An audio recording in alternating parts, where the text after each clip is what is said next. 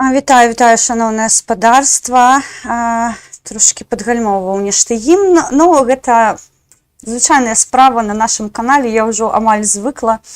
Боремся і тут, на гэтым полі, нешта атрымліваецца, нешта не атрымліваецца. Константин Кисляк піша: я вірю у беларусів. Мы таксама шчыра верым у беларусаў. Сёння будзем абмяркоўваць шмат падзеяў. Борытеся, поборыты. Дзякуй, Константин. Сёння шмат чаго адбылося. Сёння вельмі такой нагружаны дзень быў, і я попрошу вас, распаўсюджвайце, калі ласка, таму што сёння будзе заява, якой мы непасрэдна прымалі таксама удзел. І таксама мы сёння звернем увагу на забастоўку, якая плануецца праводзіцца ў Беларусі хуткім часам. Мы абмяркуем плюсы, мінусы, меркаванні. І таксама сёння была такая адна з навінаў, але я яе не ўключала ў павестку, шчыра кажу, таму што выступ Ціхановскай на рэхе Москвы для мяне тут без каментароў. Адзінае, што мы, канешне, прааналізуем яе размову з Венедиктавым. Мне не зразумела яе пазіцыя, і шчыра кажу, я дзівуюся нашым грамадзянам, якія перапранаюцца проста ў паветры, зменьваюць свае меркаванні і, так, скажем так, я не ведаю, ці то грошы, ці то дзейсна неяк уплываюць тыя пракрэмлядзі, якія знаходзяцца побач. Паглядзім. На сёння на галоўнай маёй староначкі Мікіта Емельянаў. Я нагадаю, гэта, скажем так, умоўна кажучы, адзін з найвядомейшых нашых палітычных зняволеных. Сябры, хвіліначку, я хацела бы пераверыць, як працуе гук на канале, ці ён у нас ёсць, таму што я папрашу, напішыце, ці добра вы мяне бачыце і чуеце, таму што калі у нас няма гуку, яго неабходна будзе адладзіць. Не, гук ёсць, все добра, працуем. Мікіта Емельянаў, гэта вось тое вядомае прозвішча, вы ведаеце, ён быў асуджаны вместе з Комарам. Гэта даволі таки вядомая справа. Я не буду сёння падымаць прыватна яго справу. Адзінае, што я хацела бы адзначыць, што Мікіта быў у ШИЗА. Ён з анархісцкага руху і добра, вельмі годна напісаў пост Дзіма Паліенка. Я яго сёння зачытаю вам. І чаму сёння Мікіту я вырашыла на цэнтральную старонку размясціць, таму што мы сёння будзем больш прыдзяляць увагу палітычным зняволеным. Гэта вынік працы нашай разам з нашымі, можна сказаць, калегамі па бядзе, па болю. Сёння наша арганізацыя з'явілася на старонке «Дисsident Бай». З'явілася яна там, я хацела бы падкрэсліць, не таму, што мы тут займаемся піарам дисіденту, не. Мы займаемся тым, што спрабуем не зам'юціць праблему, мабыць, не спрыяць развіццю таго меркавання, што вось тыя палітзняволеныя, якія былі вызнаныя, гэта крапкавая фінальная лічба. Наадварот, я ўжо казала, была намі створана такая, можна сказаць, асацыяцыя праваабарончых арганізацый, розных ініцыятыў. Іх усе можна пабачыць зараз, яны ў спісе «Дисsident Бай». Гэта ўсе тыя людзі, прадстаўнікі ініцыятыў, якія прымалі ўдзел у распрацоўкі новага дакумента, гэта зварот, і мы таксама прымалі ўдзел у абмеркаваннях. Я не магу сказаць, што мы там не крытычна змянілі меркаванні іншых, але я радая, што мы прымалі непасрэдна ўдзел у распрацоўкі гэтага дакументу, і мы вельмі спадзяемся, я вельмі спадзяюся, што нас пачуюць, і мы зробім пэўныя вынікі з гэтай заявы, і надалей нават БЧБшка не вытрымаў, ён таксама будзе вісець сёння, напэўна, ось так. Вось, і такім чынам, мабыць, у нас атрымаецца змяніць крытэрыі, не крытэрыі, неправильно кажу, а адносна палітвязняў меркаванне, як іх вызнаюць. І сёння была праведзена канферэнцыя, у ёй прымала ўдзел таксама Марына Адамович, вы ведаеце, гэта жонка нашага лідара маёй каманды, народная грамада Мікалая Статкевіча. Сёння адказалі на шмат пытанняў, якія падымаліся наконт гэтай заявы. Мы даволі-такі падрабязна разглядзелі, чаму яна прымаецца, да каго мы звяртаемся і якой галоўны вынік мы хацелі бы пабачыць і пачуць ад гэтай заявы. Я хацела бы нагадаць, што палітычныя зняволеныя ў Беларусі сёння вызнаюцца праваабарончымі цэнтрамі. Я звярнула бы ўвагу, што прымае рашэнне не адзін чалавек, гэта група людзей, якія маюць крытэрыі вызнання палітычнымі зняволенымі, і наша заява, яна базіравалася роўна дзеля таго, каб гэтыя крытэрыі былі вызначаныя пад сучасныя падзеі, якія адбываюцца ў Беларусі. То бок, на астатнюю хвіліну я захадзіла на рэсурс Dissident By на сёння. Мы маем 1025 палітычных зняволеных. Мы прыйшлі да таго, што сённяшняга дня мы не выкарыстоўваем фармуліроўку «вызнаныя». Усе палітычныя зняволеныя, якія трапляюць у нашае поле зору, гэта ўсе людзі, якія прымалі ўдзел у пратэсным руху, гэта ўсе людзі, якія чынілі супраціў тэрарыстычнаму рэжыму. У нас няма з сённяшняга дня крытэрыя вызнаныя кімсьці. Дакладна мы выкарыстоўваем рэсурс «Вясна» або невызнаныя. Усе людзі, якія зараз знаходзяцца ў спісе аб'яднаных арганізацый, аўтаматычна для нас вызнаюцца палітычнымі зняволенымі. На дадзены момент гэта 1025 чалавек у спісе, 33, калі я не памыляюся, з іх зараз або ўжо адбылі свой тэрмін, або яны памілаваныя. То бок, вясной сёння вызначана больш за 800 чалавек, 838, калі быць ўжо такімі дакладнымі. Гэта не супрацьстаянне ініцыятыў, гэта не супрацьстаянне арганізацыяў. Тут я хацела бы зазначыць вельмі важлівую тэму. Мы не ідзем супраць кагосьці, наадварот, мы заклікаем да супрацы дзеля таго, каб вось гэтыя крытэрыі, якія вызнаюць людзей палітычнымі зняволенымі, былі і разглядаліся ў кантэксце беларускай сітуацыі сучаснай. То бок, неабходна разумець, што на дадзены момант вось гэта амаль 200 чалавек розніцы, а іх болей насамрэч. Я зараз паясню, чаму. Гэта суцёва зменьвае сітуацыю. Чаму? Вы ведаеце, што мы працуем па зямлі, вы ведаеце, што мы надаем дапамогу, у тым ліку палітычным зняволеным.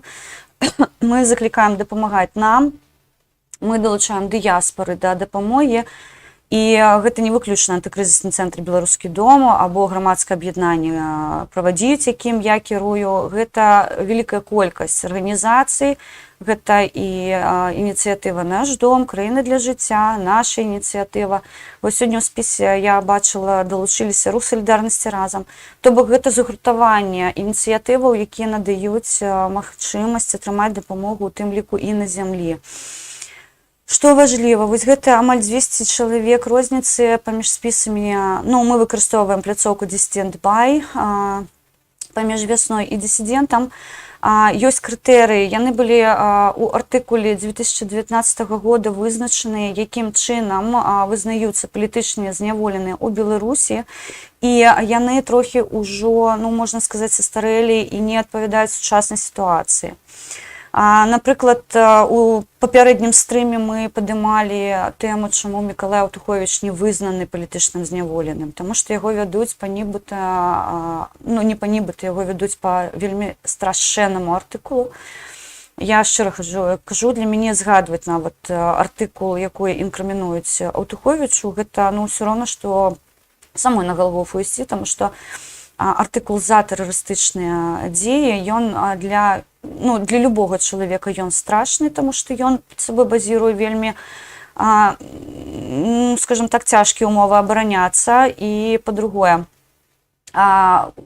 ён быў не адзіны, ёсць гэта справа Аўтуховіча. Там праходзіць па ім некалькі людзей. Таму вельмі важліва, каб і яны былі вызнаныя палітычнымі вязнямі. Чаму мы прыцягваем увагу да гэтага пытання?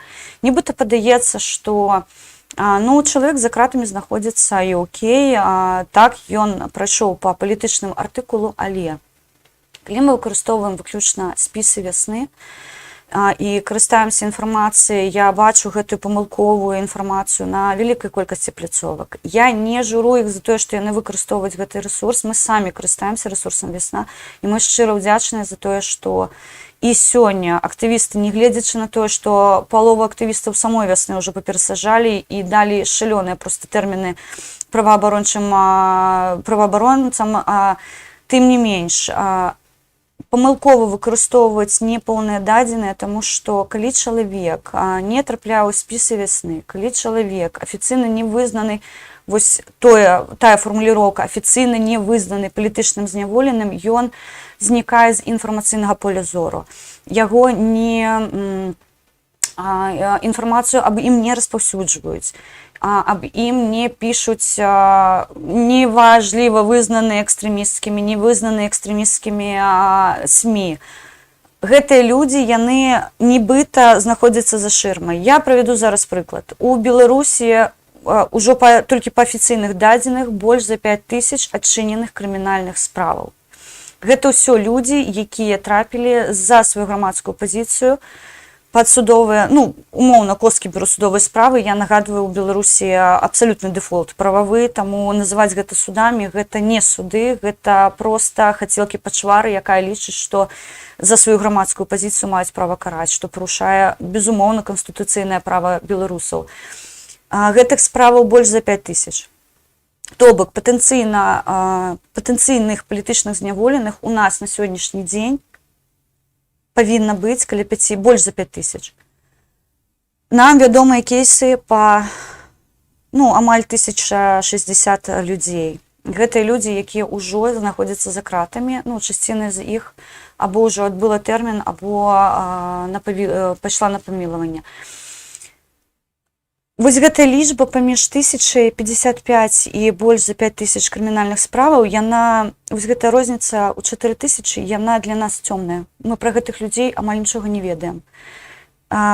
Што ў Беларусі адбываецца з адвакатурай? Я ўжо казала, дзеля таго, каб можна было абараняць правы людзей, неабходна састаяць у так званай калегіі адвакатаў. Калегія адвакатаў – гэта суполка нейкіх там легіянераў, умоўна кажучы, праўладных, якія вырашаюць, можа быць чалавек адвакатам або не можа быць чалавекам адвакатам. Зараз на сённяшні дзень быць адвакатам у Беларусі небяспечна, шмат хто адмаўляецца працаваць іменно па справах палітвязняў, і тут у нас абсалютны калапс, таму што вельмі мала людзей, якія могуць працаваць, і яшчэ большая праблема тых, хто можа працаваць па пытаннях палітычных зняволеных, па крымінальных справах, якія адчыняюць на людзей проста тоннамі штодзённа. Вось гэтыя людзі, 4000, яны зараз для нас, вось гэта невядомасць, мы пра іх не ведаем, мы не ведаем, якія артыкулы ім шыюць, мы не ведаем, што інкрымінуюць, якім чынам мы можам ім надаваць дапамогу тую ж адвакацкую, або мы падчас вось гэтага дасудовага разглядання справы, судовага разглядання справы мы можам надаваць дапамогу. Мы можам выкарыстоўваць пошту дзеля таго, каб бандэроль выслаць з нейкімі прадуктамі, з нейкім харчаваннем, надаць, мабыць, фінансавую дапамогу. Гэтыя людзі у нас пакуль невядомыя. Мы ведаем пра 1055 людзей, якія зараз знаходзяцца за кратамі. Плюс ёсць яшчэ некаторы спіс людзей, якія не пабаяліся агучыць тое, што па іх адбываецца крымінальны пераслед. Яны таксама у нас у спісе, але зноўку пакуль ідуць вось гэтыя цёркі з вызнанням, невызнанням, іх агучваць проста небяспечна. Таму да чаго я сёння буду вас заклікаць? Па-першае, паглядзіце, калі ласка, ужо ёсць на ўсіх рэсурсах, на нашых рэсурсах, на рэсурсах дысідэнта заява, дзе мы заклікаем, што пакуль чалавек знаходзіцца пад пераследам, пакуль у чалавека не прайшоў сапраўдны суд, або прайшоў суд і ён вызнаны па тых артыкулах, якія мы лічым палітычна матываванымі, прэзумпцыю невіновнасці.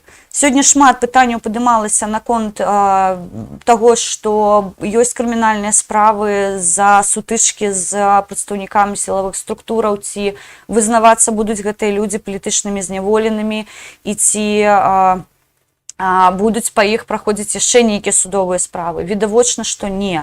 Таму што мы сёння звярталі ўвагу на артыкулы па самаабароне. Людзі малі права самаабараняцца.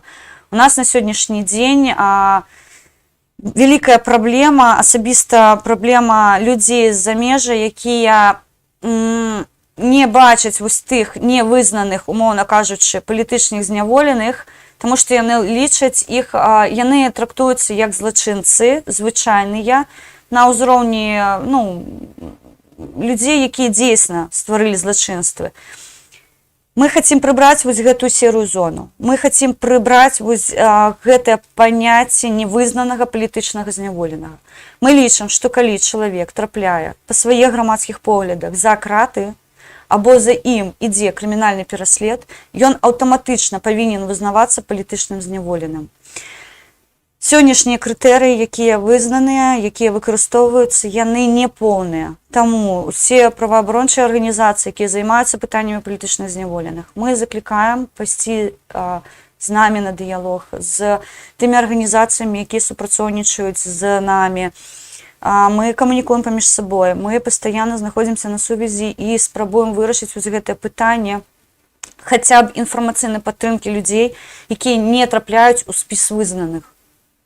Мы таму і карыстаемся суполкай Dissident Buy. Мы свайго часу вырашылі, што у нас ужо ёсць ресурс, на якім ёсць уся інфармацыя палітычных зняволеных.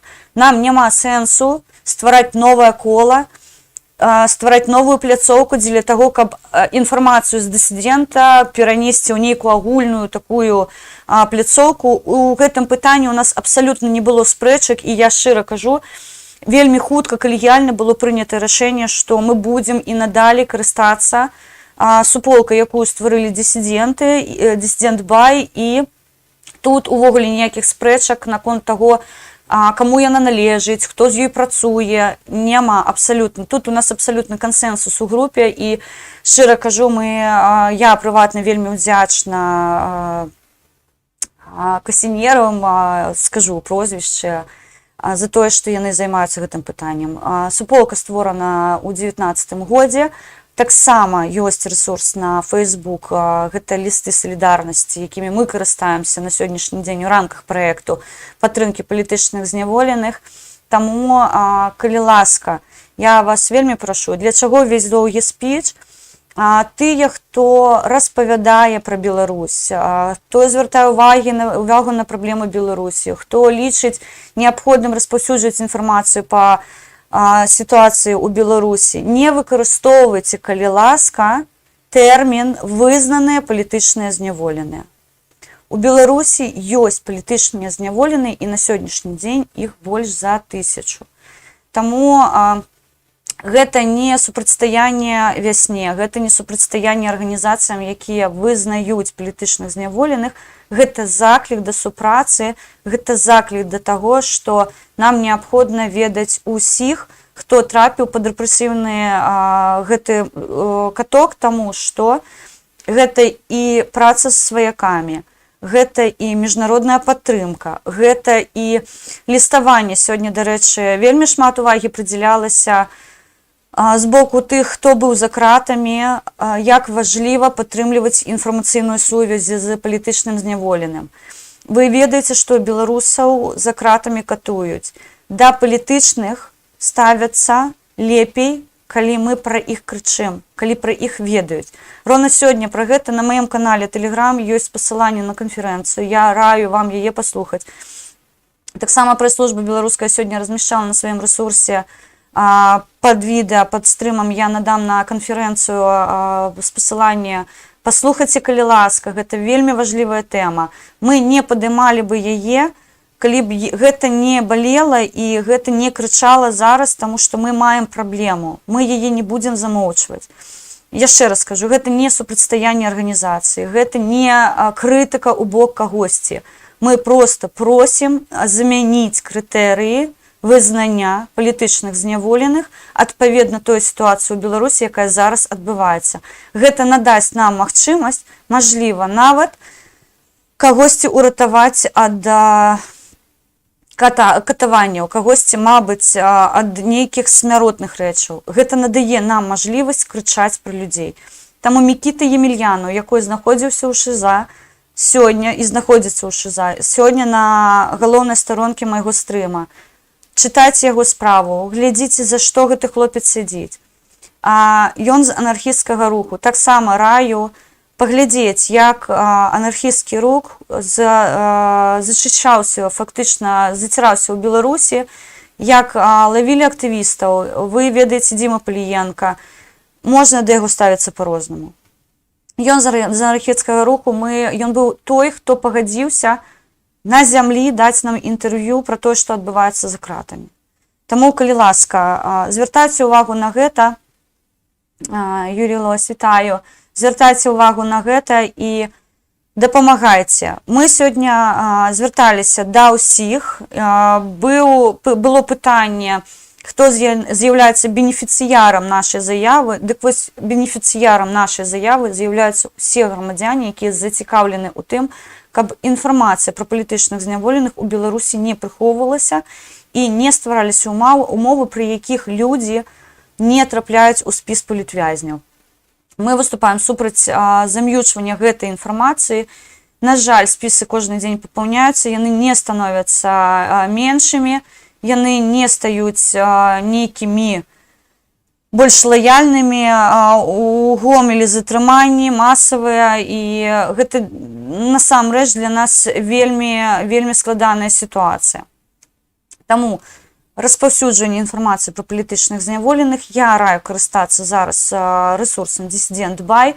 Там вы можаце паглядзець арганізацыі, якія падтрымліваюць заяву, якую сёння прэзентавалі у канферэнцыі. Мы у тым ліку там, і нам вельмі важліва, каб гэта інфармацыя распаўсюджвалася не толькі у Беларусі, не толькі для праваабарончых арганізацый, а і ў міжнароднай супольнасці. Я неаднаразова казала, што калі я звяртаюсь да прадстаўнікоў, якія могуць па пытанні Беларусі дзесьці на вялікіх пляцоўках падняць пытанне, я заўсёды падкрэсліваю, што палітычных зняволеных больш, чым вызнаных. І гэта працуе насамрэч. Нас чуюць, нам ідуць на сустрэчу і заўсёды кажуць, што так, ёсць вызнаныя, а ёсць невызнаныя, але яны з'яўляюцца не менш рэпрэсаванымі, чым тыя, хто вызнаны. Таму я сённяшняга дня фармуліроўку вызнаны, невызнаны не выкарыстоўваю. У нас ёсць палітычныя вязні, на дадзены момант іх 1055. У тым ліку тыя, хто ўжо вызваленыя і пайшлі на памілаванне. Што таксама адбываецца скандал з памежнымі службамі Польшы, скандал з памежнымі службамі Літвы. На некаторы час нібыта прыпынілася праблема ў Літве з нелегальнай міграцыяй з боку Беларусі, але сёння паведамілі нашы літоўскія калегі, што аднавіліся набегі, аднавілася зноўку хваля бежанцаў з розных краінаў, дадаліся туды ўжо і з Афрыкі. Адзінае, што сёння была замова з боку Ірана, яны стурбаваныя тым, што адбываецца, што іх выкарыстоўваюць, прабачце, як гумовы выраб у пытанні міграцыі нелегальнай. І ў гэтым пытанні, канешне, тыя краіны, якія, умоўна кажучы, пастачаюць нелегалаў у Беларусь, а потым яны спрабуюць трапіць у краіны ЕС, зараз краіны ЕС падымаюць пытанне, што супраць іх будуць выкарыстаныя санкцыі. Дакладна амбасадары краінаў Еўразвязу замаўляюць пра тое, што сітуацыя крытычная. Прапаганда заўсёды. Я не буду сёння прапагандонам вам паказваць, мы не будзем сёння глядзець пачвараў, мы пра іх распавядзем. Прапаганда выкарыстоўвае гэта нібыта як наступ з боку удзельнікаў альянсу. Яны гэта падаюць у навінах нібыта як спроба ціснуць на Беларусь вайсковым шляхам. Насамрэч, яшчэ раз, 2500 польскіх вайсковых накіраваныя зараз на беларуска-польскую мяжу, таму што мігранты ідуць проста масава. Калі мы будзем выкарыстоўваць лічбы за кастрычнік, то толькі за кастрычнік спробу перасекчы мяжу еўразвязу з боку Беларусі было 14 000 мігрантаў нелегальных. 720 з іх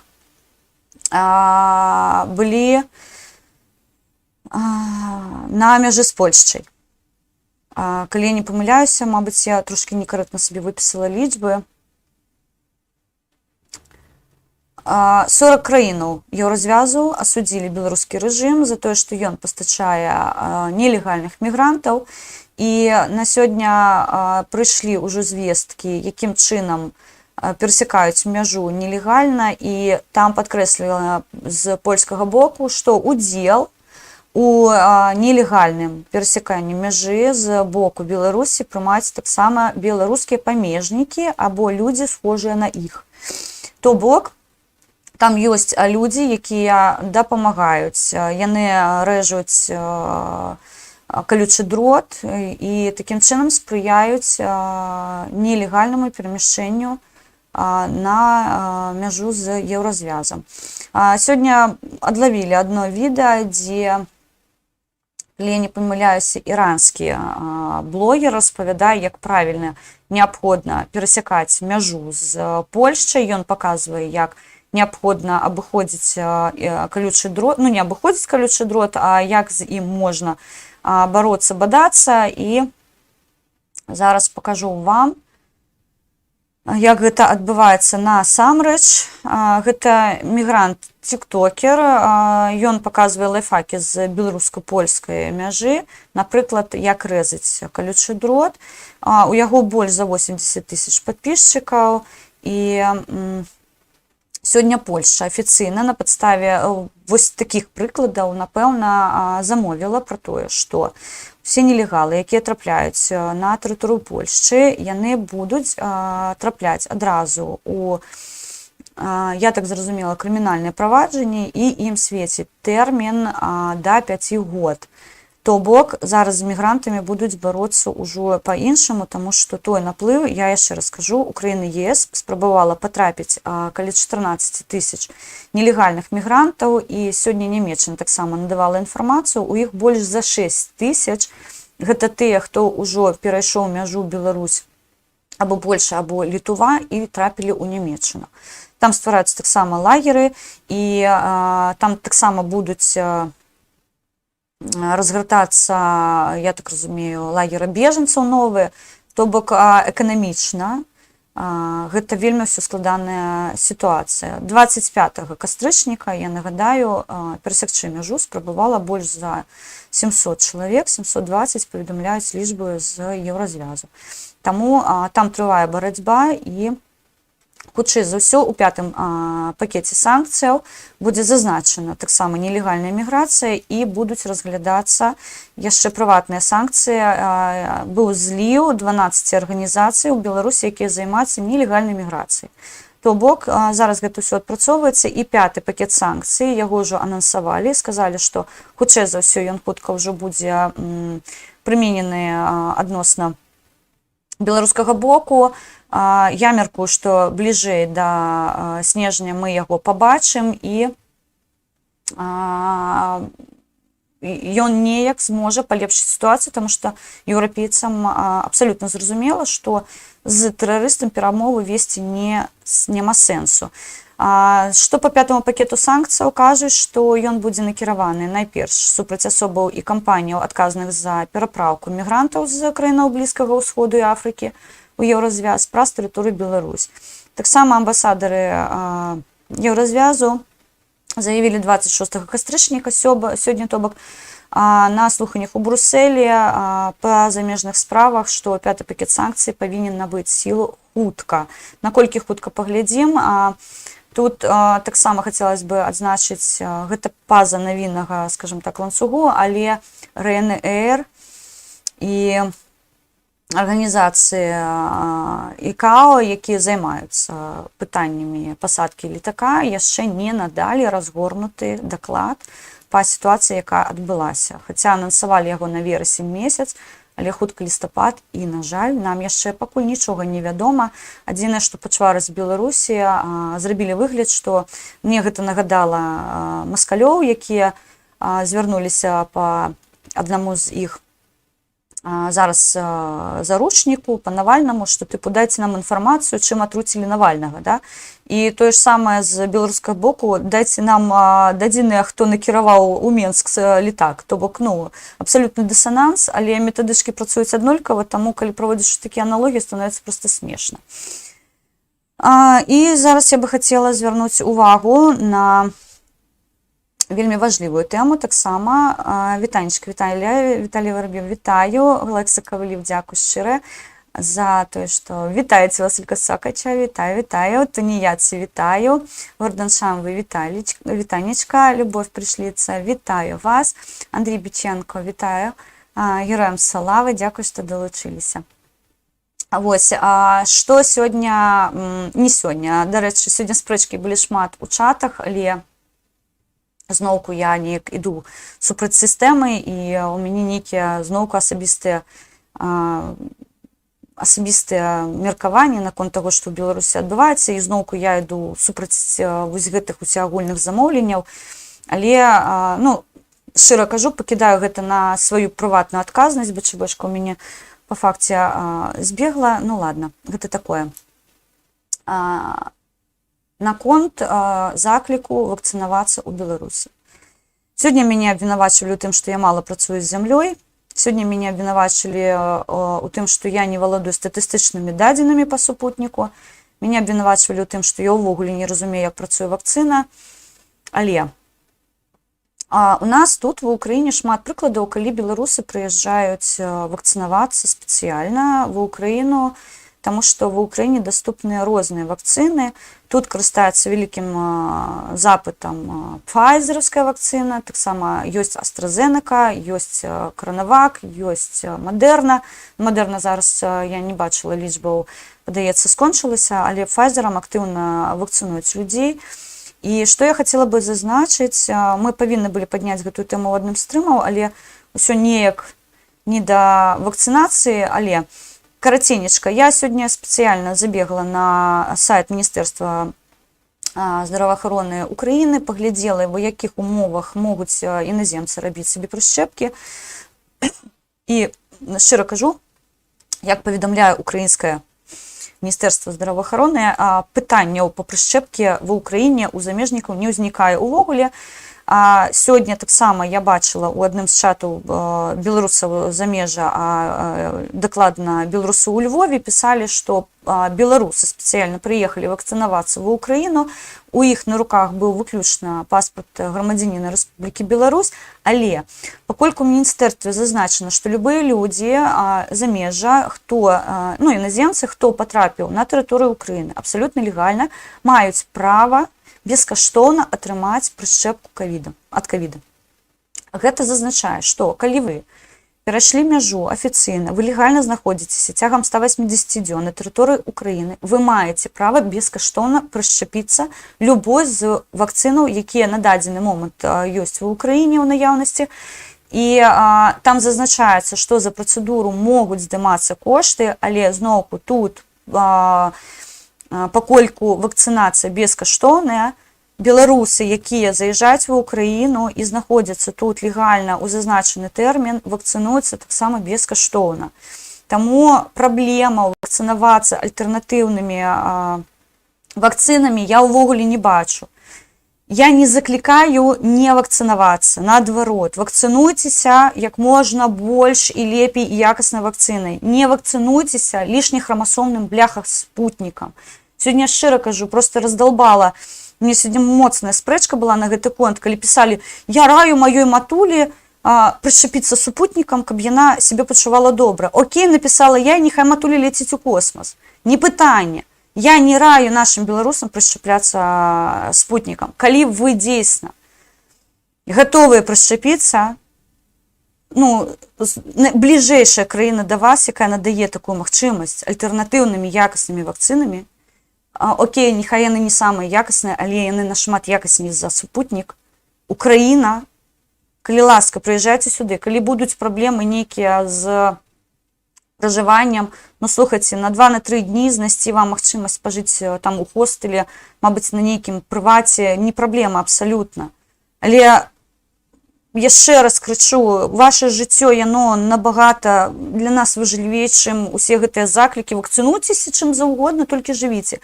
Ды нічым заўгодна, супутнік забівае людзей. Ну, я вось гэты дысананс у галавах я не разумею. Вы ведаеце, што гэта, ну, прабачце, уже шчыра скажу, гаўно. Гэта фікцыя. Я яе сёння напісала, што гэта святая скрипаносная вадзічка для лішніх храмасомных. Яна больш ні на кім не працуе. Вось яны няхай сваёй вакцынай прышчапляюцца. Тое, што пляшывая мразоты крычыць, што гэта лепшая вакцына, якую маглі завесці ў Беларусь, дык альтэрнатывы не было. Гэта дзейсна лепшая, тому што яна адзіная была, на яшчэ кітайская вакцына, якой днём з агнём не сыскаць. Дзейсна, гэта лепшае, што было завезена. Я сёння напісала канкрэтна паведамленне. Калі беларусу кажуць, ідзіце ў аўто, ён кажа, я не пайду, гэта аўтазак. Яму кажуць, ну якая разніца, ён уже прайшоў тэхнічны агляд. Вось тое ж самае супутнік. Ідзіце, вакцынуйцеся. Вы кажаце, дык ж гаўно, я не буду ім вакцынавацца, тому што гэта не вакцына. А вам кажуць, ну ён же ж прайшоў даследжанне нейкія наражкі. Яны ж сказалі, што яно добрае. Чаму я супраць вакцынацыі супутніка? Не таму, што я ненавіжу рашыстаў, гэта дзейсна так, я іх ненавіжу. А таму, што людзі, якія прышчапіліся гэтым гаўном, встрачаюць проста вось гэтае пачуццё бяспекі. Яны лічаць, што яны ўжо прышчапіліся, можна нафіг маску адарваць, ужо ўсё, хадзіць на розныя канцэрты Паліны Гагарынай, тысячамі збірацца без усялякіх засабаў абароны. Я сёння не давала фатаграфію, тому што я абурана абсалютна такой проста бязглуздасцю нашых беларусаў. І потым мы маем Светлагорск. Потым мы маем вось такі Светлагорск.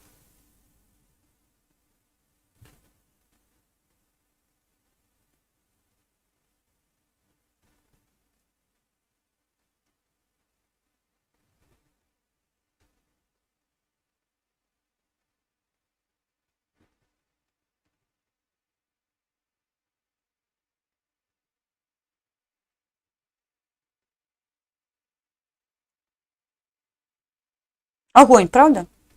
Клас. Я хацела бы яшчэ звярнуць увагу на вельмі важлівую рэч. Паміма таго, што выкапаныя свежыя магілы экскаватарам капаюць, там венкі усе, калі вы звернеце увагу, яны свежыя. То бок, гэтыя венкі паставілі не тыдзень таму і не месяц. Яны новыя усе. Гэта толькі Светлагорск.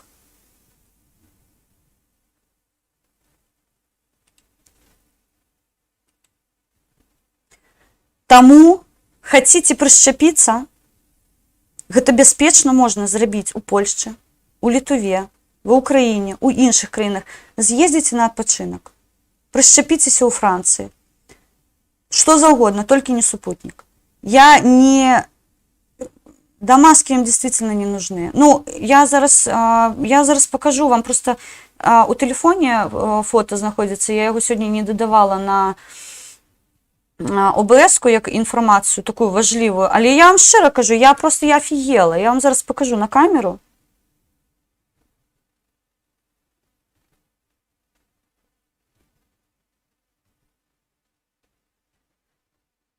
І я, калі побачила гэта фото, я толькі дакладна сказала, Паліна Гагаріна адканцэрціла па поўнай праграме беларусаў.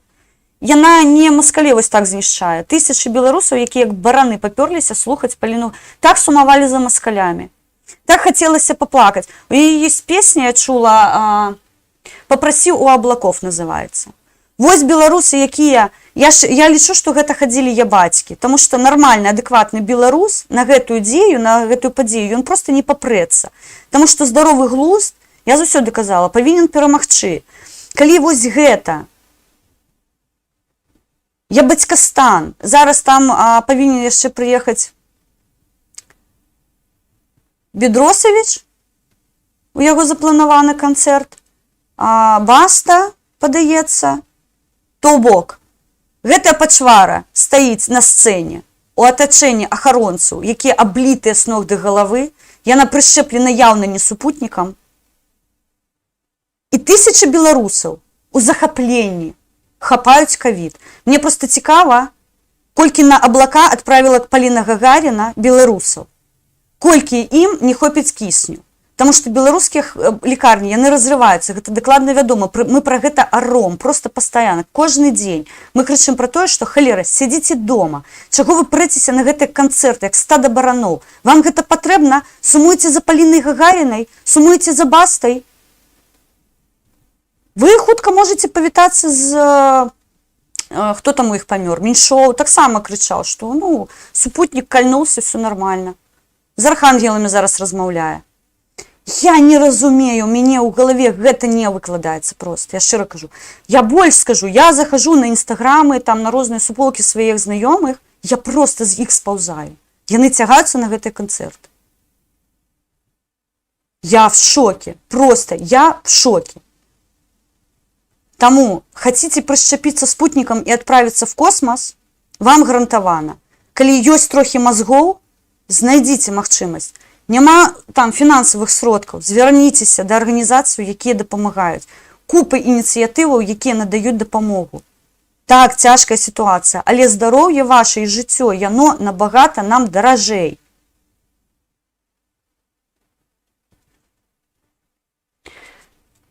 Да купы ўсяго гэтага з грамадскага транспарту ў Беларусі прыбралі ўсе аб'яўкі пра тое, што неабходна датрымлівацца сацыяльную дыстанцыю, выкарыстоўваць маскі, выкарыстоўваць антысептыкі. Вусатая пачвара замовіў пра тое, што беларусам не патрэбна насіць маскі, тому што яны маскі насіць не ўмеюць, а насіць маску ўмеюць толькі лекары. У мяне пытанне да лекароў, а чаго вы маўчыце? Толькі адзін лекар, якой знаходзіцца за мяжой, засудзіў тое, што адбываецца ў Беларусі. Гэта вы 24/7 у сменах больш за 12 гадзін знаходзіцеся наперадку. Вы ў чырвонай зоне суткамі. Я не разумею людзей. Ідзе абсалютна відавочны генацыд беларускага народу, генацыд нацыі. У нас ходзяць на канцэрт. У нас хлеба і зрелищ. Вы мяне прабачце, калі ласка, але такой тупасці. На фоне гэтага усяго ідуць спрэчкі на констачкі.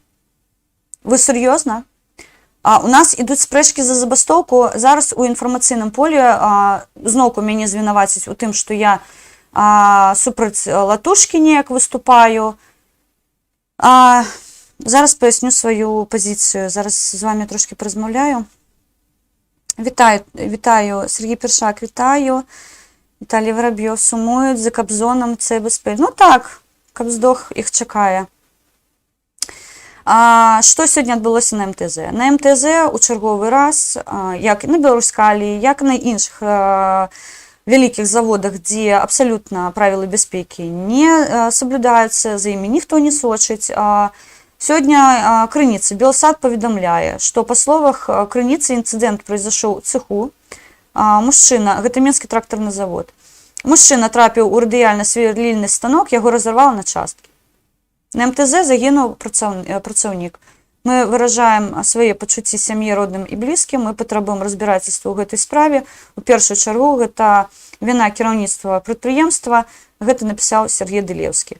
З-за чаго зараз срачы? Я не падымала бы гэту тэму, таму што яна мне не цікавая, таму што я яшчэ раз скажу, я за здаровы глузд. Калі не зразумела, што дупай трэба пасядзець зараз дома, я напісала, сёння самы вялікі шлях, якой можа быць, гэта ад дома да дома. То бок, вы проста ходзіце па кватэры, вы сядзіце дома, таму што заклікаюць вас не насіць маскі. Ёсць дурні, які не носяць маскі. Іх поўна. У Беларусі, як сведчыць канцэрт Паліны Гагарнай, і як сведчыць Вусаты недаўна катаўся на каньках, кідаў ігрушкі, там таксама безмасачны рэжым быў. Шмат беларусаў пішаць, што зайшоў у краму, 70% адсутнічаюць маскі на мордах. Ну, калі людзям падабаецца Светлагорск, я яшчэ раз яго пакажу, каб вось проста втыкала пастаянна. Я сёння напісала, Ікея будзе лікаваць, таму што столькі дрэваў, якія ад угнаенняў беларусаў з'явяцца бліжэйшым часам, проста столькі можна будзе мэблі нарабіць з беларусаў, што проста агонь, проста краса.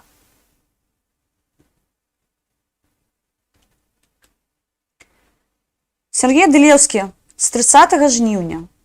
Я не прыхільніца Дылеўскага, я не прыхільніца руху БОР, я не прыхільніца руху перамога, я не прыхільніца руху супраціў.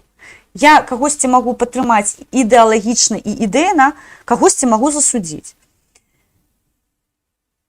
Анансавалі 30 жніўня стачку.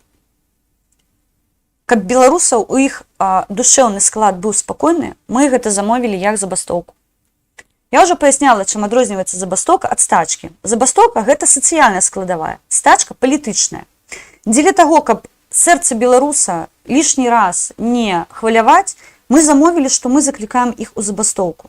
Мы папрасілі, сядьце, калі ласка, дома дзеля таго, каб вы не захварэлі і не памерлі, вас не раздавіла бляха станком, каб вас не разарвала ў нейкім сверлільным станку, каб вас не схапілі чарнашмотачнікі, не засунулі дубінал в одно место і не закінулі за краты на некалькі год. Прасілі зберагчы сябе і не звяртаць увагу на то, што кажа лукавае кіраўніцтва. Сацыяльная складавая, яна базіруецца на зарплаце, на умовах працы, на бяспецы. Вось гэта роўныя тыя пазіцыі, да якіх мы заклікаем беларусаў. Я зараз агулам не кажу, я сама з стачкамам працую, я цудоўна ведаю настрой стачкамаўцаў, якія зараз у стачкі ўжо. Там таксама ёсць сем'і, там таксама за імі стаіць гісторыя. Страшэнныя гісторыі, калі іх хапалі. Беларускалі проста катком прайшліся па стачкам. Тым не менш, яны знайшлі ў сабе сілы працаваць далей і заклікаць да забастоўкі, не да стачкі. Да стачкі беларускі народ, мне падаецца, яшчэ не дарос. Мне сёння напісалі: Алена, ты не разумееш, беларусы не гатовыя. Яны працуюць у маленечкіх вёсак, і яны не разумеюць, што будзе, калі яны пойдуць у забастоўку. Я заўсёды кажу, яны проста не падохнуць. Яны проста не стануць новай табурэткай праз некалькі год для Ікеі. Вось і ўсё. Светлагорск паказваць не буду. Забастоўка надае нам магчымасць забраць тыя ашмёткі сродкаў, якія яшчэ на жыццях беларусаў зарабляе рэжым. Фактычна, працуючы, беларусы плацяць за свае катаванні. Плацяць за тое, што прыбіраецца антысептыкі ў метро, за тое, што прыбіраюцца антысептыкі ў гандлёвых цэнтрах. Вам не даюць магчымасць элементарна сябе абараніць ад хваробы. За тое, што гэтая пачвара цягаецца ў чырвоныя зоны без маскі. Ён абураны, яго папрасілі ў чырвоную зону ў лікарні адзець маску апрануць. Ён сёння проста быў настолькі абураны, што вы мне кажаце, яшчэ і антысептыкам абрабіць рукі? Вы нейкія, схожыя на змагароў, гэта ж яны заклікаюць жыць. Я заклікаю усіх ездзіць, прабачце, і каб дохлі як мухі.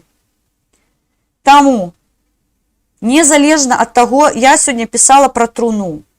Труне абсалютна пофігу, у якім руху вы састаялі, да якой партыі вы належалі, да якой арганізацыі вы належалі, што вы сабе прышчапілі. Вось труна, яна структурна такая, што ёй абсалютна пофігу, якога колеру у вас вочы і колькі адукацыі вы атрымалі. Бо яна труна, яна забірае ўсіх, рана або позна. Наколькі рана вы туды патрапіце, залежыць іменно ад вас.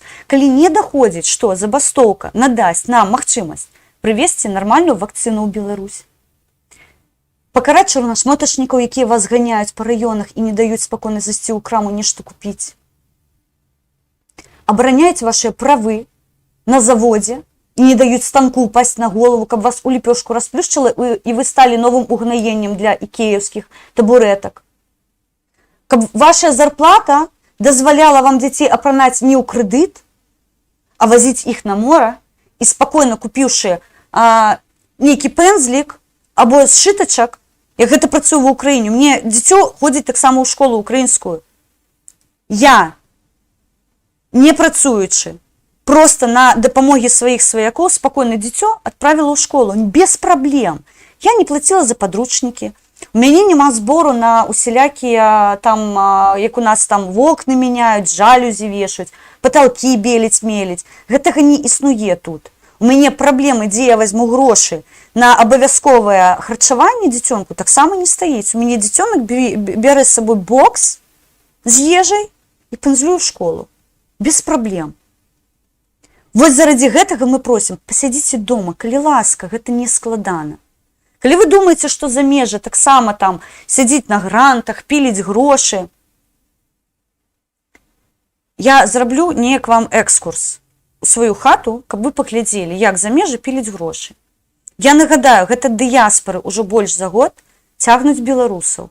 Тыя, хто апыніўся ў цяжкай сітуацыі. Тыя, у каго сітуацыя проста зашкварная. Я у папярэднім стрыме казала, мы за тыдзень зачынілі 7 людзям жытло, харчаванне, базавыя лекі, і ўсё, і шмат чаго, нас шмат чаго, гэта ўсё грошы. Гэта грошы дыяспараў, якія зарабляюць, і невялічкі адсотак ад сваёй зарплаты перанакіроўваць на дапамогу беларусам. Мы хацім палепшыць жыццё беларусаў. Чаму нас не чуюць? Я лічу, што нас чуюць, але з'яўляюцца такія, прабачце, латушкінскія, якія кажуць, а мы не гатовыя. Я зараз хацела бы спытаць у перамогі, да чаго яны не гатовыя. У вас па спісах не прайшлі ўсе закатаваныя яшчэ? Вы каго чакаеце? Новую хвалю рэпрэсіяў з белай вопраткай выйсці? Што вы наступнае прапануеце? Вось якія крытэрыі яны збіраюцца на платформе сабраць 140 000 чалавек. У Беларусі 9,5 мільёнаў было. Зараз добра, калі гэтая лічба там, мільёнаў 8. З іх працаздатныя, 40%. Мабыць, 30, мабыць, менш.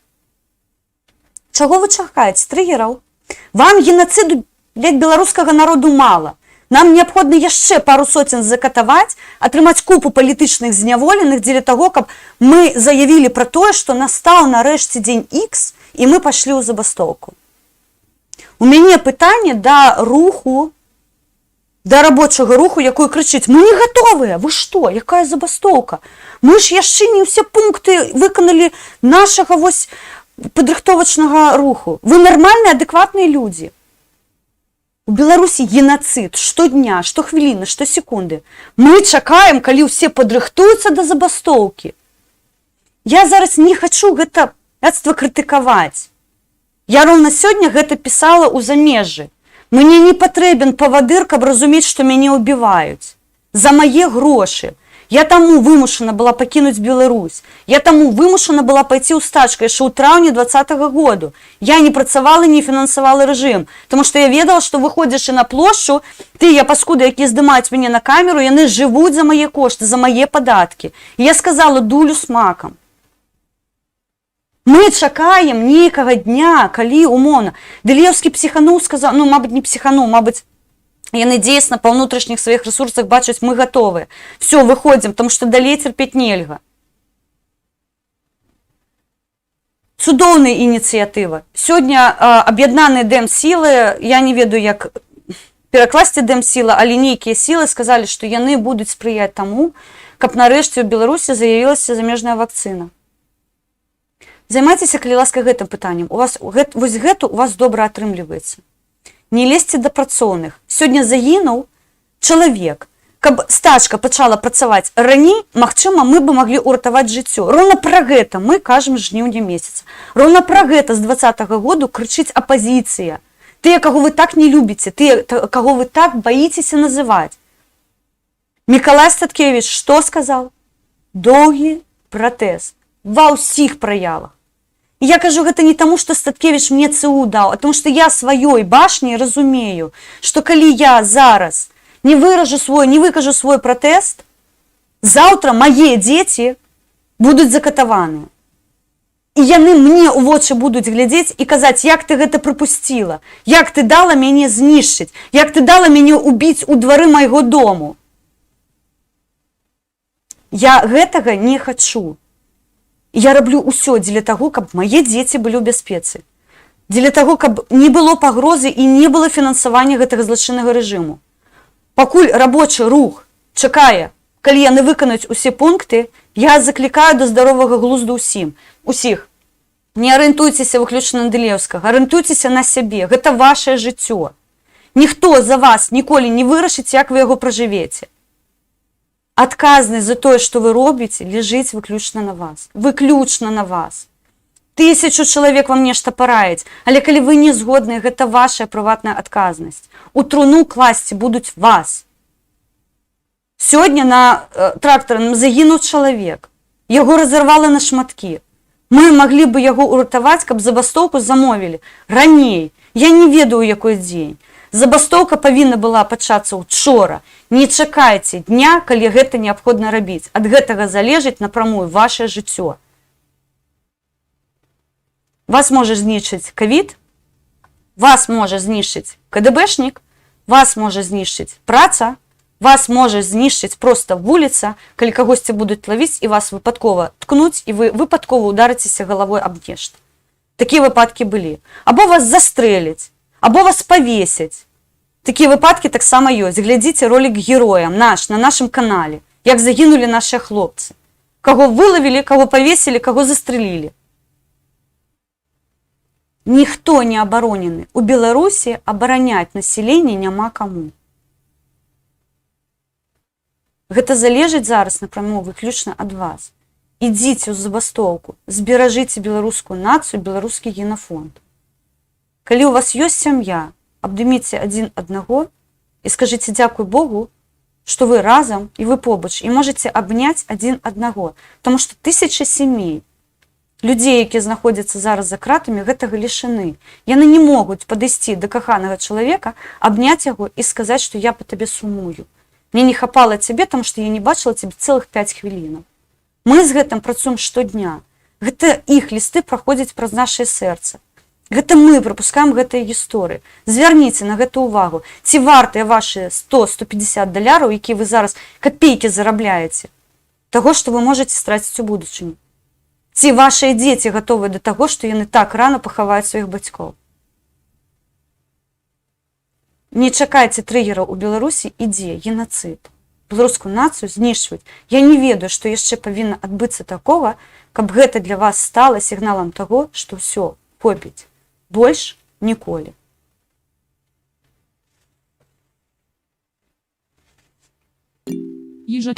А які сэнс забастоўкі, ці це буде ефективно? Їжачок, дякую шчыра, дякую. Забастоўка, так, яна будзе эфектыўная, таму што забастоўка гэта тыя настаўнікі, якіх зараз выганяюць прымусова і зганяюць у інстытуты, у школы. Каранціну няма. Дзеці, у адрозненні ад нашых украінцаў, украінскіх дзетак, якія тут маюць магчымасць на дыстанцыйнай адукацыі быць. Я разумею, што яна не такая якасная, але свайго часу аднаму з настаўніках майго сына я сказала: мне не патрэбен Эйнштэйн у труне. Няхай ён будзе двоечнікам, але жывым. І вось гэта роўная гісторыя пра гэта. Калі мы абіраем паміж і паміж, гэта надае магчымасць. Беларускія настаўнікі, яны летнія. Моладзі сярод настаўніцкага складу, паверце мне, вельмі мала. Вельмі мала. Таму што настаўнік гэта вельмі складаная, вельмі цяжкая праца, якая мала сплочваецца. Вельмі. Узровень, проста вельмі нізкі. Калі ты не з выслугай, калі ў цябе не купа дадатковых нейкіх пазіцыяў, ты проста мелач, што атрымваеш. Я разумею, дактары ў стачку не могуць пайсці. Але дактары могуць выпісваць дзейсныя ковідныя дакументы, даведкі, што дзейсны чалавек хварэе не, як у нас там пішуць, што захварэў на ОРВІ, яшчэ там нейкія сезонныя праблемы. Лекары могуць статыстыку паказаць нам дзейсную, як гэта робяць белыя халаты. Зараз я звярну на суполку увагу. Лекары могуць пісаць праўду. Зараз адбываецца непасрэдна адна з падзеяў, але я не хацела бы яе спойлерыць, таму што гэта ставіць пад пагрозу жыццё людзей. Але хутка мы звернем увагу на гэта. Настаўніцкія, студэнты, плюс заводскія. Вы ведаеце, што на заводах гуртуецца вельмі шмат людзей. Яны знаходзяцца ў зачыненых памяшканнях. Сродкаў для захісту у іх ніякіх няма. У адрозненні, я сужу па Ўкраіне. Тут паўсюль антысептык. Тут няма ўвогуле праблемы намазаць, як гэты прыдурак сёння, ён пабрызгаў сабе аблічча. Вусатая пачвара. Ён сцебецца над тым, што беларусы выкарыстоўваюць антысептыкі. Тут ва Ўкраіне антысептыкі, рэальна, украінцы пацвердзяць. Калі я нешта кажу не тое, калі ласка выпраці мяне, але тут на кожным кроку ты купіш маску, ты купіш антысептык. Абсалютна не забаронена выкарыстоўваць гэта дзесьці ў памяшканнях. Калі ты бачыш, што ты там нешта крануўся, калі ласка, ты можаш скарыстацца без праблем свой, або той, што знаходзіць... У маршрутках вісяць антысептыкі, у тым месцы, дзе я жыву, праблема пабрызгаць рукі антысептыкам у маршруткі не існуе. Абсалютна. І ў некаторым грамадскім транспарце таксама без праблем. Я не магу казаць за ўсю Адесу, як то кажуць, але там, дзе я знаходжуся, гэта абсалютна не з'яўляецца нейкай праблемай. Плюс, я шчыра кажу, я хожу па вуліцы, я гляджу, як людзі рэагуюць на людзей, якія знаходзяцца ў памяшканні без маскі. Па вуліцы так, людзі павольна ходзяць без масак. Але калі ты заходзіш у памяшканне, зрабіць увагу за то, што ты не выкарыстоўваеш засабы захісту, гэта нармальная справа насамрэч. І абсалютна не зазорна папрасіць чалавека, якой да цябе наблізіўся вельмі блізка, папрасіць, калі ласка, трымайце сацыяльную дыстанцыю. Я гэта раблю. Таму што на сённяшні дзень я яшчэ не прышчэпленая. Я буду прышчэпляцца. Я не супраць вакцыны, яшчэ раз кажу. Просто у мяне тут за магчымасцямі фізічнымі няма пакуль такой мажлівасці, скажем так. Але як толькі у мяне з'явіцца магчымасць прышчэпіцца, я гэта зраблю. І я пакажу вам пашпарт вакцынацыі сваю, абавязкова. Плюс завадскія. Гэта забастоўка абавязковая. Транспарт. Калі колам стане транспарт, гэта будзе лепшае, што мы можам зрабіць. Грамадскі транспарт павінен стаць колам. Зараз, дарэчы, бастуюць, пішуць асцярожна, што хварэюць кіроўцы. Але аўтобусы у дэпо стаяць шмат. Павінны забаставаць таксама з жалезнай дарогі. Усе галіны адэкватных, якія разумеюць, што ад іх залежыць жыццё, павінны стаць на стоп і зберагчы жыццё. Вы выйдзеце на працу абавязкова, але выйдзеце здаровыя і жывыя. Самае галоўнае. Таму стачкі быць. Сейчас зелёность человечков в Беларуси из РФ, из Ирана, из Сирии, т.д. просто море. Сусед постараўся. Так Светлана Купчинская піша. А мы ведаем гэтую праблему, і мы пастаянна звяртаем увагу на тое, што... уже Еўразвяз же замовіў про тое, што... Олена, я про забастовки на заводах. В населення немає стільки ресурсів, щоб масово не виходити на працю. Людям потрібен лідер. Василько, я розумію, про що ви кажете. Але Василь Сукач, інстинкт самозаховання працює у незалежності від призвання у якогось лідера. Я згодна, розумієте? Пакуль ми шукаємо собі поводира, і я вже 100-500 разів про це казала. Послухайте, мені не потрібно... У мяне мой лідар, умовно кажучы, мой чалавек, якой мяне накіроўваў увесь гэты час, умовно накіроўваў, ён не займаўся тым, што ён нам казаў, ідзіце, як стада бараноў, рабіце тое. Заўсёды Мікалай Статкевіч даваў нам магчымасць прыняць рашэнне, за якое мы будзем адказваць. Ён заўсёды падкрэсліваў, калі вы кудысьці ідзеце, вы павінны разумець, што вы можаце не павярнуцца дадому, б, вы можаце быць закатаваны, магчыма, да смерці, с, на вашу сям'ю будзе аказвацца ціск, Д, на ваших дзяцей будзе звяртаць увагу суд, ён заўсёды нас, перад тым, як мы выходзілі на маршы салідарнасці, на ланцугі, мы калі ставалі у ланцугі салідарнасці, выходзілі на плошчу, ён заўсёды нас папераджаў. Вы павінны разумець, што калі вы прымаеце адказнасць на сябе, вы нясеце адпавядальнасць за ўсё тое, што вы робіце. Я не змагу вам дапамагчы. Я не змагу ратаваць вашых дзяцей ад СОПу. Я не змагу уратаваць вас ад аўтазака. Я буду вас адбіваць. Але не факт, што ў мяне гэта атрымаецца.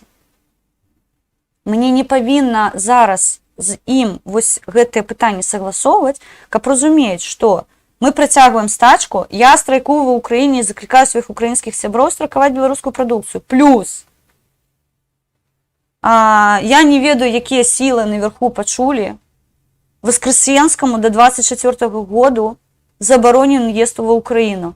Гэты упораты пачвара паспела распавесці на АНТ, гэта такі беларускі прапагандоўны ресурс, што, аказваецца, ён сюды ездзіў дзеля таго, каб дамовіцца, каб украінцы купавалі электрапастачанне, электраэнергію і газ у Беларусі. Заблакавалі. Ці мы зрабілі нейкія рэчы? Я не ведаю, ці паўплываў мой стрым, калі аб гэтым распавядала, або гэта размовы з украінцамі, тому што я кажу, як гэтая лядзіна сюды прыехала, куды вы глядзіце, каго вы пускаеце ва Украіну? Я не ведаю, што спрацавала, але яно спрацавала па факце. Мы маем забарону до 24-го года, я могу спаць спакойна і сказаць, все, воскрескунц, да пабачэння, едь на Рашку, там цябе чакаюць. Ты крычаў, што у цябе там дзед на магіле напісана, або хто там напісана «Расія-матушка», пензлюй спутнікам прыкаліся і пензлюй на Расію.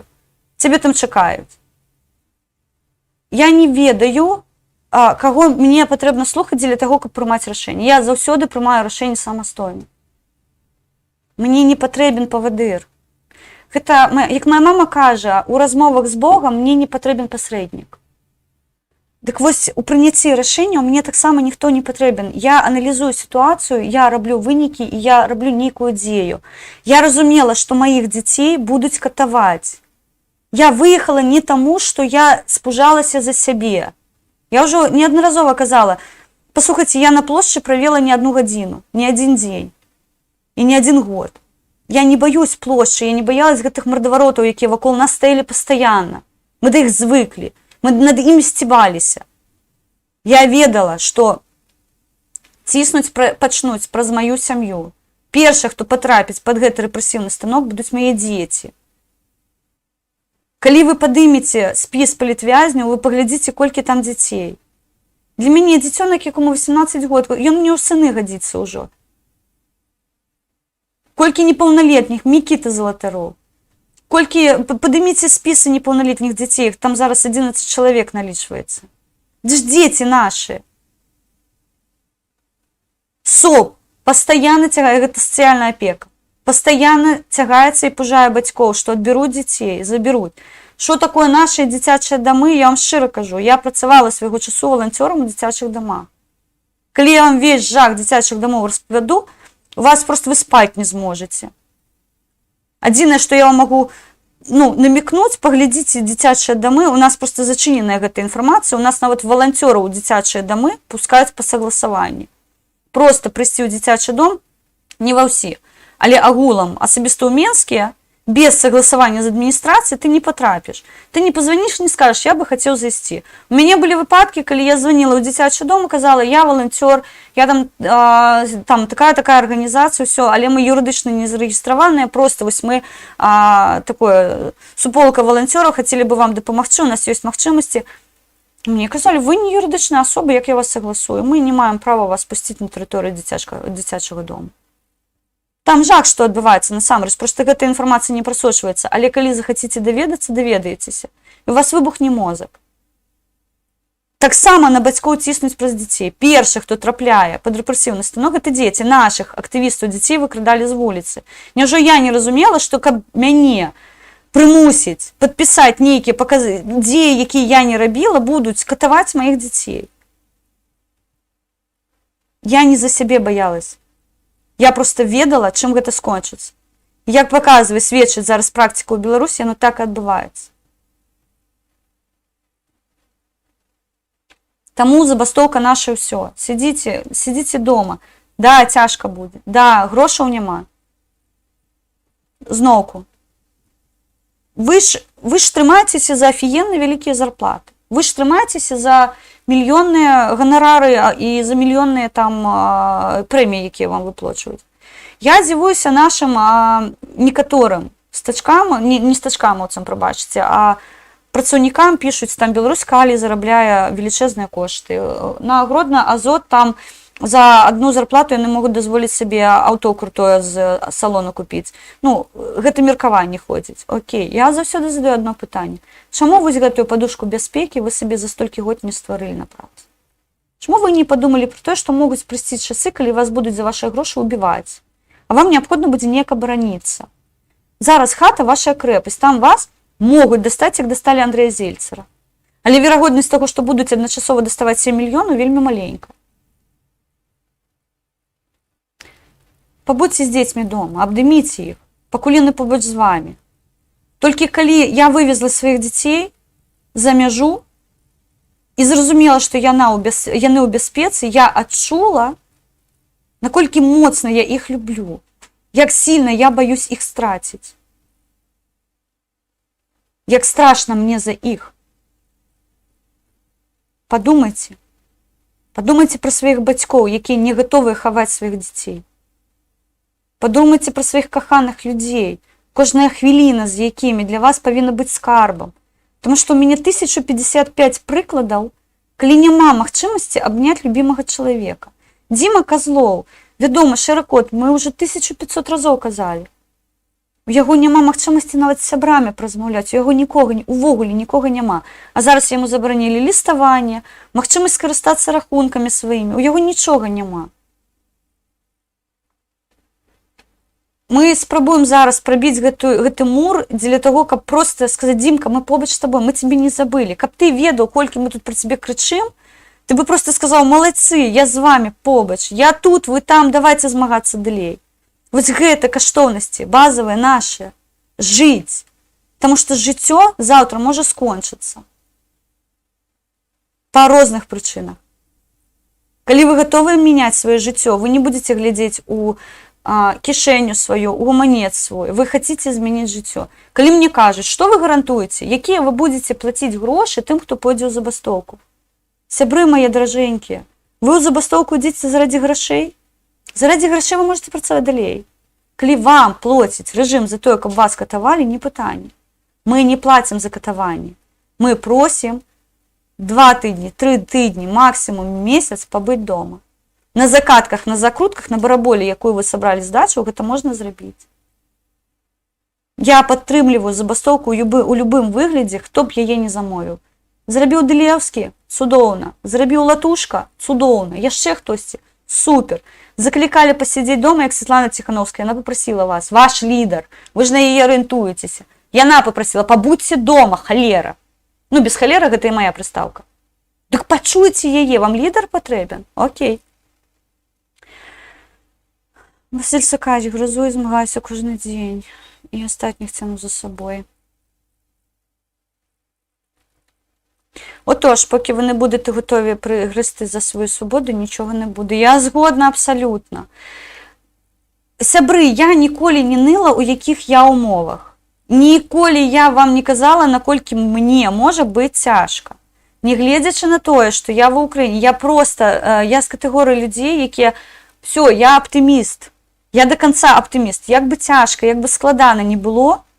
Ну, я приведу приклад. Сьогодні брат мені перенакерував кошти. Я захворіла, я щиро кажу. Я зараз вельми моцно хворею. Я сиджу на обезболювачах, і у мене ситуація, ну, доволі таки складана, тому що я допомогла так, що допомогла собі, мені тепер на леках я сижу.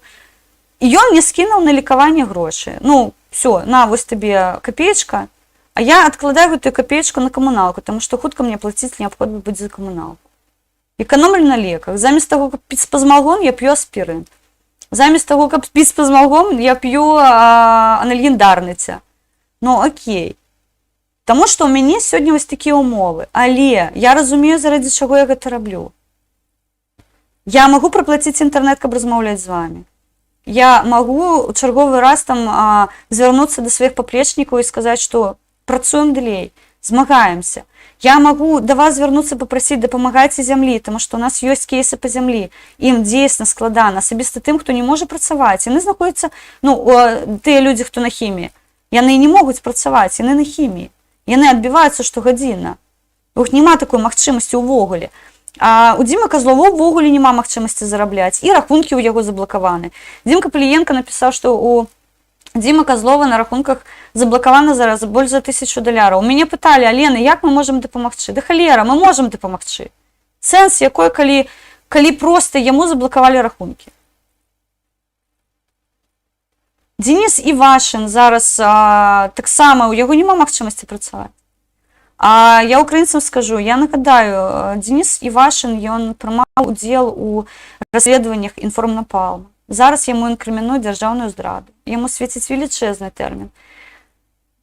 Я прыпынюся на слове тэрмін. Таму што вось далей, я, разумеючы гэтага псіхапата фантазію, я разумею, што для Дениса Івашина свеціць насамрэч. Але я спадзяюся, што мы хутка іх пабачым. Праз тое, што мы змагаемся і мы спрачаемся з гэтай уладай нелегітымнай. Шмат пісалі наконт, мабыць, заўтра зачытаю, і за і супраць, я яшчэ раз скажу, я за забастоўку ў любым выглядзе, незалежна ад таго, хто замовіў, хто сказаў.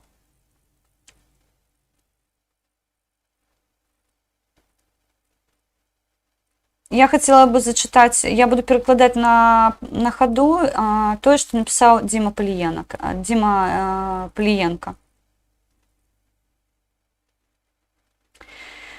Я написал это у своем фейсбуку про все белорусский страйк. А слабо вам, белорусы, прекратить пахать на режим. Мабыть, покинем карателей без хлеба? 30 жніўня Сергей Дылеўскі, лідар беларускага аб'яднання працоўных, і стычкамі аб'явілі ў Беларусі прадзабастовачны стан. Падтрымліваю ініцыятыву абодвума рукамі і заклікаю ўсіх, не заставайцеся ў баку. Бытуе мнение, што забастоўкі не будзе, ўжо праходзілі, сям'ю няма чым гадаваць. Окей, давайте будзем рэалістамі. Я нагадаю, Дима Полиенко. Гэта палітычна зняволены, вызнаны неаднаразова, якой пастаянна знаходзіўся за кратамі, зараз ён знаходзіцца на волі і мае магчымасць звяртацца да беларусаў з пазіцыі ўжо опытнага сядзельца. Давайте будзем рэалістамі. Выходзіць на вулічныя дэманстрацыі, ланцугі салідарнасці, мітынгі, пікеты, акцыі беларусы ў дадзены момант не могуць, да і дэманстрацыі не несуць рэжыму ніякай небяспекі. Навошта папаўняць бюджэт падатковымі штрафамі, а турмы палітзняволенымі, якіх і так горыя праваабаронцы вызнаюць не ўсіх. У беларускіх турмах, нагадаю, знаходзіцца не 800 палітвязняў, іх каля 2000.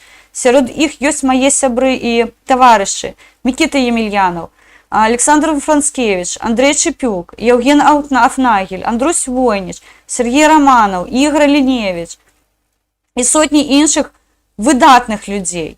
Як вы лічыце, грамадзяне, добра ім сядзіцца? Не забылі пра іх? Гэта смелыя людзі, нават у турмах умудраюцца страйкаваць і байкатаваць рэжым. Мікіта Емельянаў, напрыклад, адмовіўся пахаць на рэжым і падпісваць лісты, за што быў пераведзён з калоніі ў памяшканне з 4 сценаў. Родных ён не бачыў ужо больш за 3 гады. З карцера Мікіта практычна не вылазіць, а лісты турэмнай адміністрацыі ему не надае. Палізняволеныя, рызыкуе сваім здароўем, жыццём, адмаўляюцца працаваць на адміністрацыю.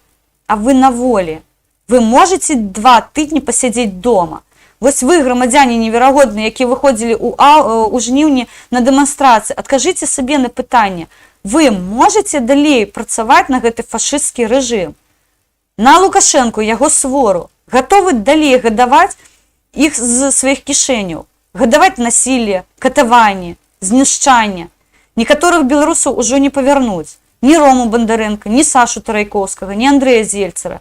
А іх палачы пры гэтым рэжыме не несуць ніякага пакарання. Іх усё ўлаштоўвае, і яны гатовы забіваць далей. А вы гатовы далей карміць і стрымліваць іх? Або у вас ёсць яйкі, каб застацца дома? Вам не патрэбна ісці на барыкады, як гэта рабілі многія пратэстоўцы ў жніўні.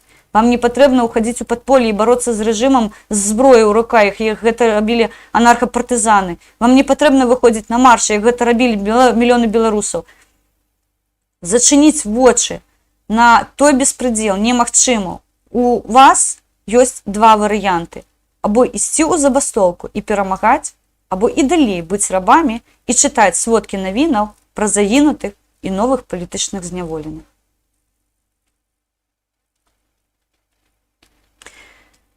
Мая Ромак, вітаю. Вітаю, дякую, сябры, за падтрымку. Василь Касокач, вам адказаў Юрась Ладушка і адзін у полі воін кліент. Я шчыра кажу, я доўгі час змагаюся адна з некаторымі ў дыяспарах. Там просто асабіста з маскальскай суполкі, там бойка ў нас ідзе, ну, шчыра кажу, калі былі поруч, у кругу.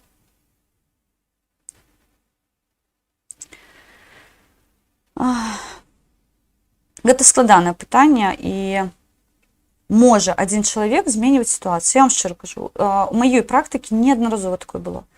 У маёй практыкі было шмат такіх. Я просто зараз не гатова агучваць, гэта, мабыць, асабіста будзе, мабыць, нейкі мой прыватны стрым, дзе я буду распавядаць, як я адна уплывала на меркаванне шматлікай аўдыторыі. Я не кажу, што яны нейкія дурныя, я не кажу, што яны нейкія неразумныя, я не кажу, што яны не ўмеюць аналізаваць.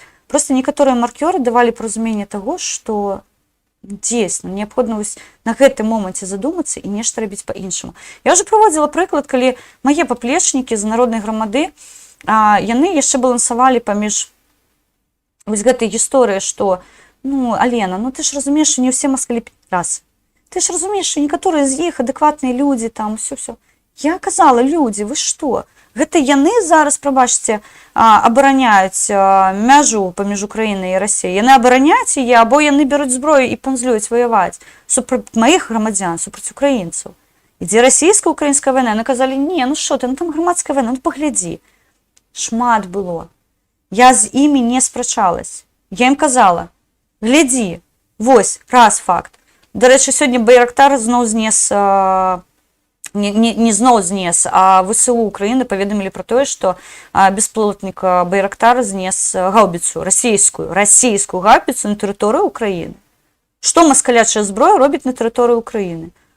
Супадзенне? Не думаю. Таму у маёй камандзе зараз стаўленне да рашыстаў прыблізна такое, як у мяне. Шчыра кажу. Раз факт, два факт, 3 факт, спрэчкі і хвілінка за хвілінкай, момант за момантам. І яны знайшлі ў сябе сілы мне напісаць, прычым публічна ў нашых суполках. Лена, ты была права. Яны ўсе дзейсна, кліпідарас. Ой, прабачце, я пераблытала нешта. Ладно, такое. Усё. Вось так, адзін чалавек, я не магу сказаць, што шмат людзей, хто са мной спрачаўся, але былі.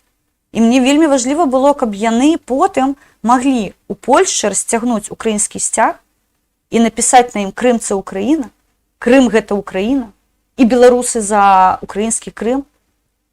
Вось так зменьваецца. Я не магу сказаць, што гэта, мабыць, асабістае маё дасягненне. Гэта дасягненне маё і падзяка людзям, якія ў маёй камандзе мяне пачулі, пагадзіліся і пайшлі на сустрэчу. Таму адзін у полі воін. Яшчэ якой. Не бойцеся ніколі рабіць вось такія адказныя, береце на себе адказнасць. І не бойцеся. Калі я заклікаю да забастоўкі, я кажу, я заўсёды раблю тое, што да чаго я заклікаю. Я не магу заклікаць узяць у зброю ў рукі, я не магу побач з вамі стаць і, прабачце, абараняць і сябе, і вас. Але я не фінансую злачынны беларускі рэжым. Я абараняю сваіх дзяцей ад катаў. Рабіце, як я. Зрабіце ўсё магчымае, каб беларуская нацыя не пайшла пад нож. Астання навіна, якую я вам хацела б сёння распавесці, таму што мы, напэўна, ўжо 1,5 гадзіны, бачыце, таймінг. Сама паставіла, сама парушыла, але я на сваім канале магу сабе дазволіць, таму што я дзяўчынка, а ў моей дзяўчынкі непастаянныя. Зімбабве, моя любимая Зімбабве, сябры.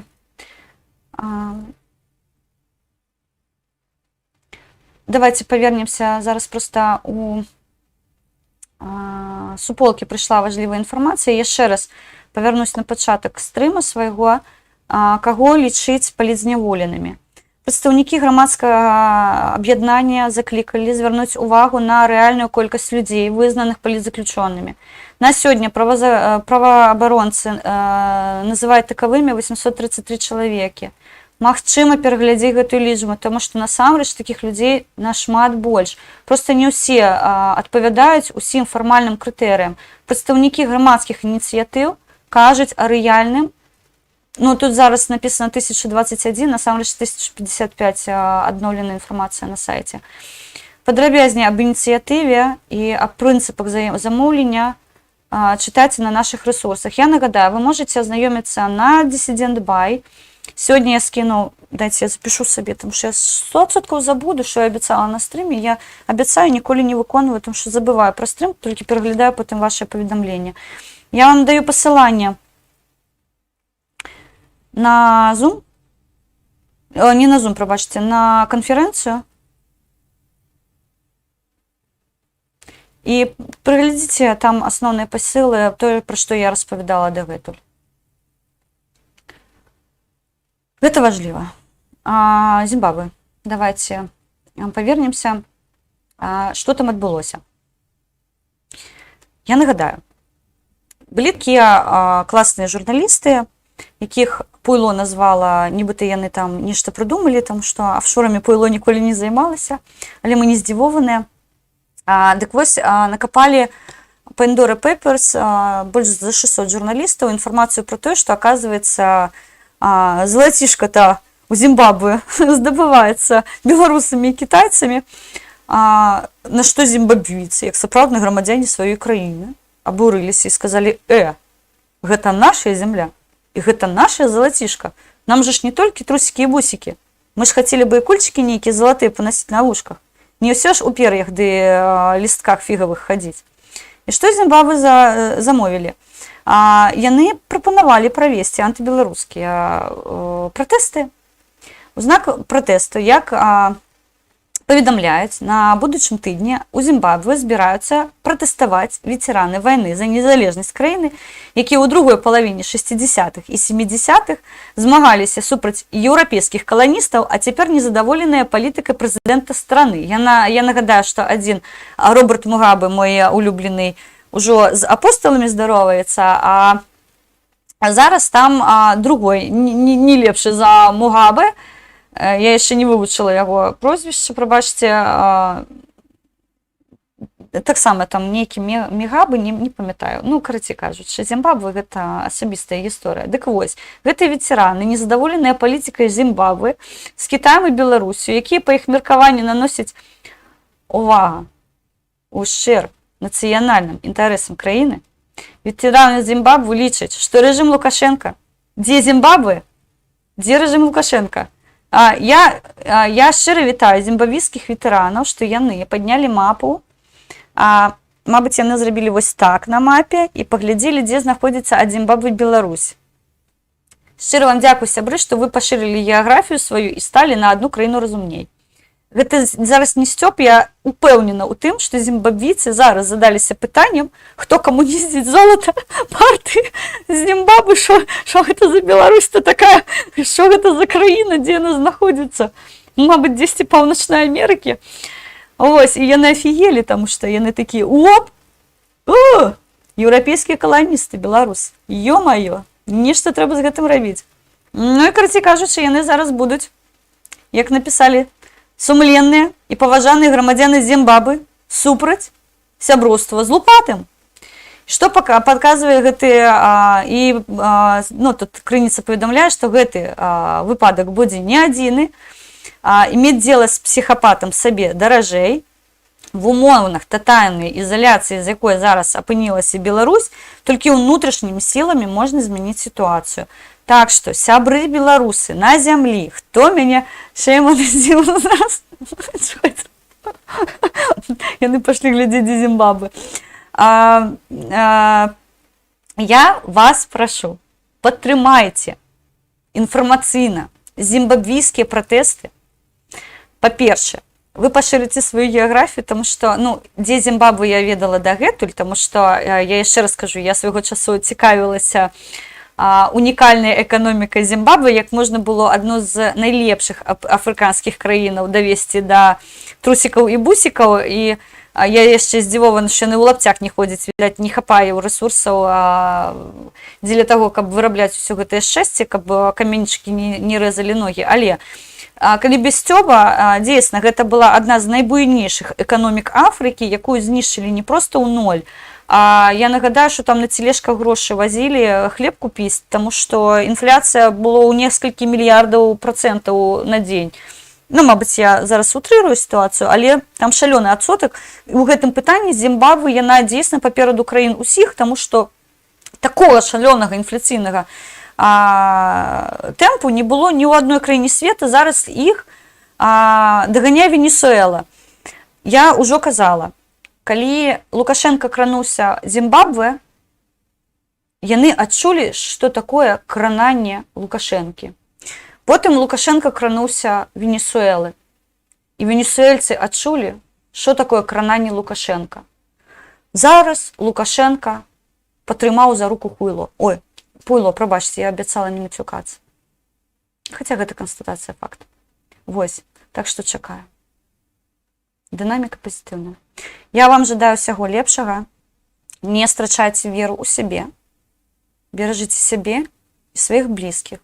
І я нагадваю, што толькі ад нас залежыць, якой мы будзем бачыць Беларусь. Беражыце сябе, будьце дома.